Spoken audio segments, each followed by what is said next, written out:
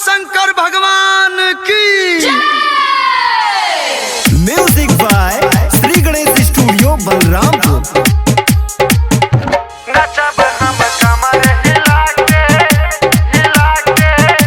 कि बोलबा में नारा लगा के। जिला बलरामपुर से जाके कांवर ये गोले आए। अब की सावन में ये भाई हमहू देवघर जाए।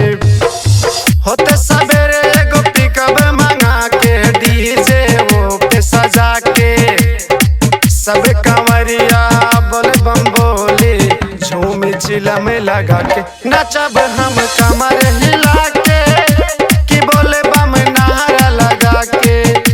नचब हम कमर हिला के कि बोले बम नारा लगा के। नचब हम कमर हिला के कि बोलबा में नारा लगा के। जाइब अयोध्या पहिला सोमारी नागेश्वर नाथ दुवरिया। दूसरा सोमारी बसती जाए भावेश्वर बाबा नगरिया।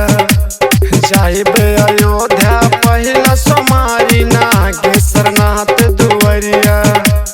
तीसरा सोमारी गोंडा शहर दुखहारन नाथ हो जाइब।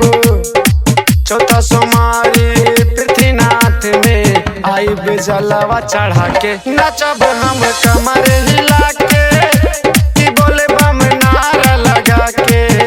नचब हम कमर हिला के कि बोले बम नारा लगा के।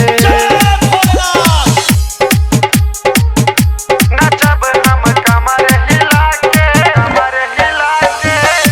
कि बोलबा में नारा लगा के। पचवा सोमारी पचपेड़वा से ओ गाड़ी में हम जाइब।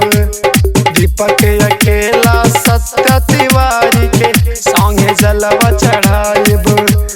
पचवा सोमारी पचपेड़वा से ओ गाड़ी में हम जाइब। मोहन के संगवा आइब महादेव के अपना मना के। सगरो डगरिया कट जाई अजय राज के गाना बजा के। नचब हम कमर हिला के कि बोले बम नारा लगा के।